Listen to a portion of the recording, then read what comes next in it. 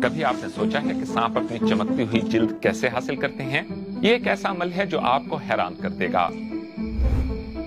तमाम रेंगने वाले जानवर अपनी जिल्द की बैरूनी सतह से छुटकारा हासिल करते रहते हैं, लेकिन सांपों का अंदाज सबसे निराला है। वो अपनी पूरी जिल्द को एक ही वक्त में उतार फेंकते हैं, जैसे कोई पुराना लिबास उतार दे। ये हैरत अंगेज अमल जो इनकी तमाम जिंदगी जारी रहता है, एकिडेसिस या केंचली उतारना कहलाता है।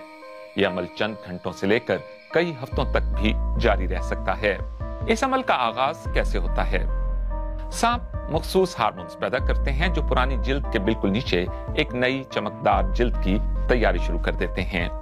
पुरानी और नई जिल्द के दरमियान एक खास सियाल लिम्फेटिक फ्लूइड खारिज होता है, जिसके बाद पुरानी जिल्द का रंग धीरे धीरे पीला पड़ने लगता है और वो आहिस्ता आहिस्ता ढीली पड़कर उतरने लगती है।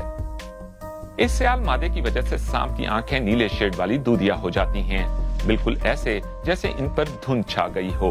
ये एक वाज़ेह इशारा है कि केंचली बदलने का अमल बस शुरू होने ही वाला है। केंचली उतारने का अमल सर से शुरू होता है। सांप अपनी पुरानी जिल्द को एक ही टुकड़े में सर से लेकर दुम तक आहिस्ता आहिस्ता उतारते हैं। इस मुश्किल काम को आसान बनाने के लिए वो अक्सर अपने जिस्म को पत्थरों या दरख्तों पर रगड़ते हैं ताकि पुरानी जिल्द आसानी से उतर जाए।